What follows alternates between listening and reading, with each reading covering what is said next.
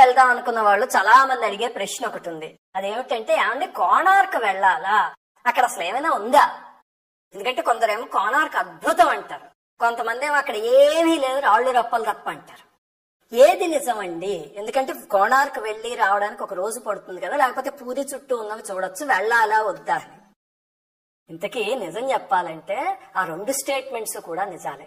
మీరు దేనికోసం వెళ్తున్నారు కోణార్క్ అనే దాన్ని బట్టి మీకు నచ్చడం నచ్చకపోవడం. ఇప్పుడు పూరిలో జగన్నాథుడిని చూసినట్టు దేవుణ్ణి చూద్దామని ఆశతో వెళ్లారనుకోండి, కోణార్కులో ఏమీ లేదు, కూలిపోయిన ఆలయం తప్ప, పైకి కూడా ఎక్కనివ్వరు, మన చుట్టూ తిరిగేసి వచ్చేయడం అంతే. అలా కాకుండా ఆధ్యాత్మికంగా వెళ్లేదానికన్నా ఆర్కిటెక్చరల్ గా ఇష్టపడి వెళ్లే వాళ్ళు ఉంటారు, వాళ్ళకైతే అద్భుతంగా ఉంటుంది కోణార్క్. ఎందుకంటే అక్కడ అద్భుతమైన శిల్పాలు, ఆర్కిటెక్చర్ అవన్నీ ఉన్నాయి. ఈ వీడియోలో మీకు కోణార్క్ ఆలయానికి సంబంధించిన రహస్యాలన్నీ చెప్తాను. ఒకవేళ మీరు వెళ్తే కనుక తేలిగ్గా చూసొచ్చేయచ్చు. కాకపోతే చెప్పే ముందు ఒక రెండు విషయాలు గుర్తుపెట్టుకోండి. మొట్టమొదటిది ఏమిటంటే, కోణార్కులో విపరీతమైన ఎండ. అసలు ఆ ఎండ మరి అది అర్కక్షేత్రం కదా సూర్యుడిది, మరి ఆ వేడి అలా ఉంటుందేమో తెలియదు. మామూలుగా పూరిలో కూడా ఎండ ఎక్కువగానే ఉంటుంది, కానీ కోణార్కులో అలా కాదు, ఇలా గుచ్చుకుంటున్నట్టు, సూదులతో గుచ్చుతున్నట్టు ఉంటుంది ఎండ. అదేమిటో విచిత్రం. అందుకని దానికి సంబంధించిన గొడుగులు అలాంటివన్నీ సాక్స్ పట్టుకెళ్ళండి. రెండవది, కోణార్క్ గోడల నిండా విపరీతమైన శృంగార శిల్పాలు. ఇంత సైజు నుంచి మొదలుపెట్టి ఇంత సైజు దాకా అన్ని ఉన్నాయి, చాలా జుగుప్సాకరంగా ఉంటాయి. దాంతో మీరు పిల్లలతో వెళ్లారనుకోండి, వాళ్ళు ఇబ్బందికరమైన ప్రశ్నలు అడుగుతారు కొన్ని. అలా కొంతమంది పిల్లలు అడగడం నేను గమనించాను కూడా. అందుకని పిల్లలతో వెళ్తే మాత్రం కొంచెం జాగ్రత్తగా వెళ్ళండి. రెండు మైండ్ లో పెట్టుకోండి. సరే, ఇప్పుడు ఆలయంలో ఏముంది అనేది చెప్తా. మొట్టమొదట ఇక్కడ చూపిస్తున్న బొమ్మ చూశారు కదా, ఇందులో పైన ఉన్నది అసలు కోణార్క్ ఆలయం, చరిత్రలో ఉండేది ఎప్పుడు. మీరు చూస్తే కనుక అద్భుతంగా సూర్యుడి రథంలాగుండి, ముందు గుర్రాలవన్నీ ఉండి చాలా అద్భుతంగా ఉండేది ఆలయం. ఆ తర్వాత దండయాత్రలో ఆలయం మొత్తం ధ్వంసం అయిపోయి ఇప్పుడు రెండు ముక్కలు మిగిలే ఆలయంలో. ఆ మిగిలిన ముక్కలు ఏమిటి అనేది కింద బొమ్మలో చూపిస్తుంది. ఆ చిన్న ముక్కలు రెండు మిగిలి అంటే అవి కూడా మొత్తం కూలిపోయి, అందులో దేవత కానీ ఏమీ లేదు, మట్టి పోసేసి మూసేసారు అదంతా. ఆ మొదటి మొక్క ఉంది, దాని చుట్టూ మనం తిరగచ్చు, ఈ రెండో చిన్న మొక్కకి పైకి ఎక్కచ్చు, మనం మెట్లు ఉంటాయి అంతే తప్ప ఇంకా కోణార్కులో మొదటి ఆలయం పైకి ఎక్కడానికి కానీ ఏమీ కుదరవు. ఇది అక్కడ ఉన్నది. అయితే మరి కోణార్కులో సూర్యుడి విగ్రహం గాల్లో తేలుతూ ఉంటుంది అని మనం చదువుతూ ఉంటాం కదా, అది ఎక్కడుందండి? అది ఉందా ఇప్పటికీ అంటే, అది ఇప్పటికీ ఉంది, కానీ కోణార్క్ ఆలయంలో లేదు.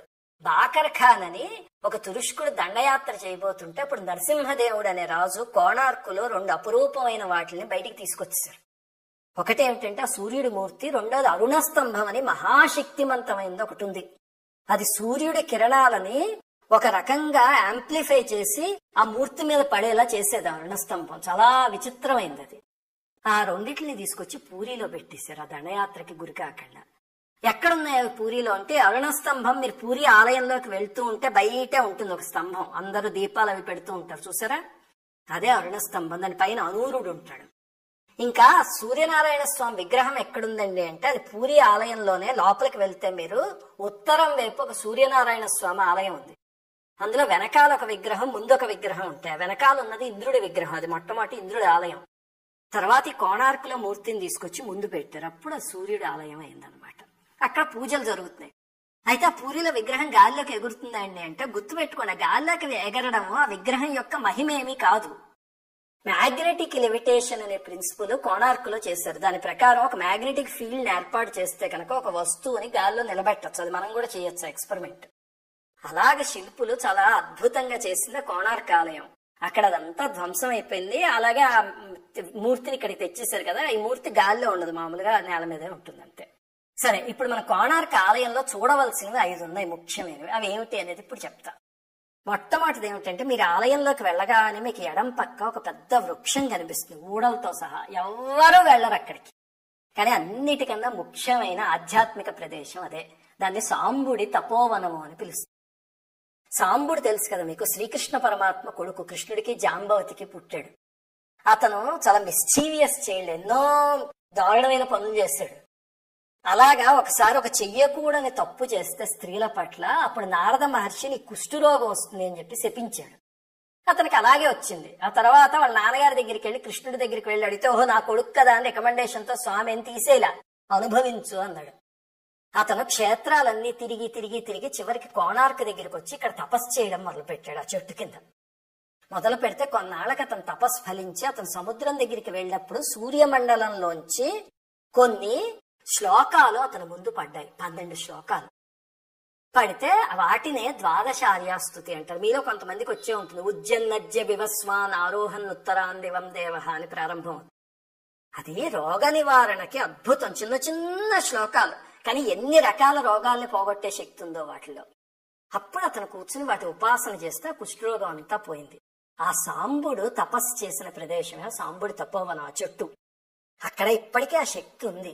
అందుకని మీరు వెళ్తే కనుక ఖచ్చితంగా చెట్టు కింద కూర్చుని ఆదిత్య హృదయం కానీ లేకపోతే ద్వాదశార్యాస్తుతి అయితే మరీ మంచిది, అది కూర్చుని చదువుకోండి.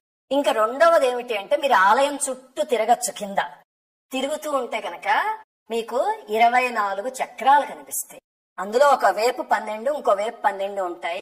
అవి ఆ సూర్యుడి రథానికి చక్రాలు. చాలా అద్భుతంగా ఉంటాయి. ఇది కోణార్కులో చూసి తీరాల్సిన అద్భుతం.